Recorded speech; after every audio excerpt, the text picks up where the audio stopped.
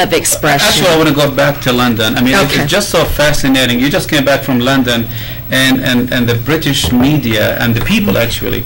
I want to talk about the English people. Okay. Is it because they themselves, they are more educated than Americans? More interest, their curiosity? Is it I because do think British close to the Middle East? I mean, I think there's a couple things. Okay. Britain is closer to the Middle East, so anybody of any faith from Britain can get to the Middle East faster, can get on a plane Right. and have on-the-ground contact with people in the Middle East. That's a difference between here and there. It's a much longer plane trip to the Middle East. There's geography. Right. There's history. Right. There's a historical difference. There are also cultural differences, like I said, around, and political differences around church and state. But as I said, the key difference is that in Britain, there are two sides to this conflict, and both get space to be aired. There's not one side, it's true that Palestinians are more embattled in Britain even than those who support Israel, but there's far more space. For example, let me give you an example. You can be a Palestinian professor at Oxford University, and you can write about Palestinian refugees and issues around the right of return for Palestinian refugees, and nobody can fire you. you cannot do it here. You cannot touch universities I agree with in you. Britain, and that's a very big difference.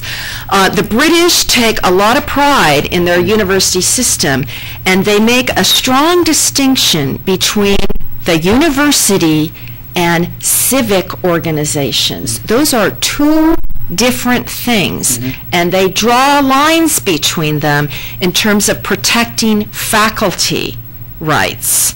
That doesn't mean that faculty don't have interactions with their society. They have quite a bit of it, maybe even more there than we do here. There are even a lot of Arab newspapers. They are in Arabic, like Al-Quds Al-Arabiya, the Arabic Jerusalem. You can Very famous, actually. you can go to Britain, to London, and you can see newspapers from all over the world. In London, I suppose London is maybe the equivalent now of our Los Angeles, where there are like 80 different languages spoken. But you're absolutely right. You can go and buy Arab newspapers in Arabic on the street. You can go to Arab restaurants where people speak Arabic, where they play Arabic music. We have some of that in Wichita because we have a significant Lebanese community here. But I mean in terms of the media and civil society, whether you're Arab, whether you're Jewish, whether you're Christian, whether you're Muslim, you are freer to express both sides and diversity within both sides. For example, if you're Jewish in London, you are also freer to express support for Palestinians than you are in America. As a British. As right? a British Jew. Right. There are lots of visible Jewish organizations in Britain who support Palestinian rights. But I think personally that the media has a lot to do with this. The media, I think, has everything to do with it. With that, I have Theo. Good evening. Yes, sir. How you doing? We're doing good.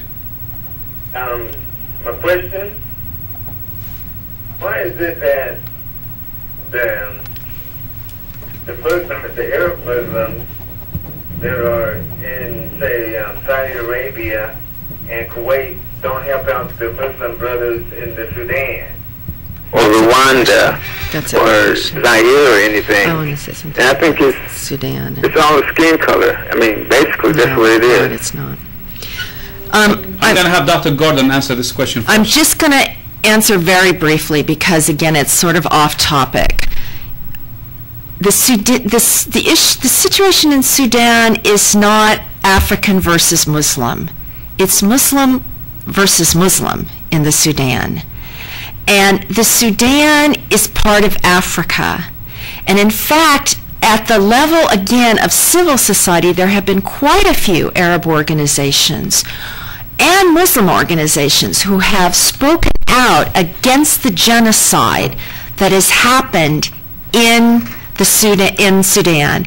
And in fact, here's an interesting story. When a big rally was organized in Washington, D.C., to pressure the U.S. government to step in more in support, to try to stop the genocide. In Darfur.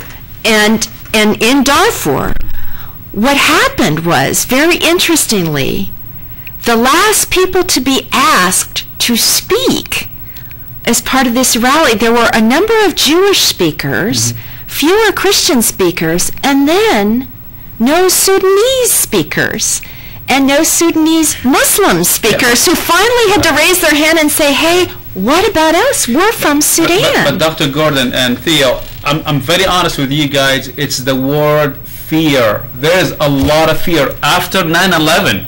I mean, we're talking about freedom of speech or freedom of expression. After 9/11, I know a lot of people in this Wichita, Muslim community of Wichita, there is a lot of people, they want to even say anything. They want to say, they don't want to say anything political. Exactly. I mean, even in support of doing something about Darfur. I think you're absolutely right. You know, the situation we are facing is, no matter what you say, good or bad, when it's in the media, they're going to magnify the evil words that you say. Even they're good words, but they're going to be put in the media in a way that they're going to sound very evil.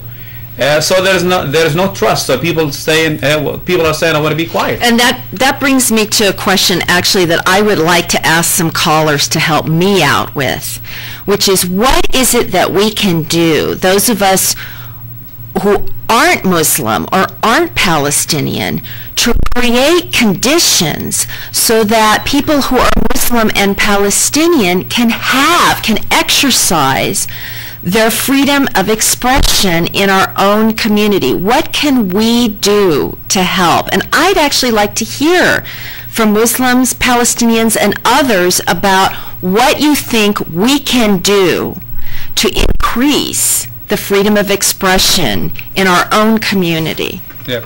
Theo, thanks so much. Yes, thank you. Let's go back to, I want to go back to 1 minute to London. I'm just fascinated with this issue of they have better media, better news, more freedom of speech in London than us. What we need to do here in America to change the picture? Well, I think that in America, we are in fact seeing change around this issue. And in fact, some of why I think the media today is tilting so far that is not covering the stories like the deaths of Palestinians is precisely because they know that this issue in fact is opening up, not just outside America, but inside. And there is pressure on the media not to notice that this issue has already opened up inside the United States. In fact, recently, 2 American academics, one at Harvard, one at Chicago, published a report on AIPAC. And these are mainstream social scientists. And again, I urge you to think about the local media versus the national media. There were op-eds in the New York Times and in the Washington Post by people who are not pro-Palestinian, but who were sympathetic to the idea that we need greater freedom of speech in America on this issue, that we ought to be able to talk about U.S. policy, the Israeli lobby, etc., without being smeared, without being tainted, without being threatened, without being intimidated, because this is America and this is our foreign policy. With that, we end. Thanks, Dr. Gordon. See you next Thursday. Good evening.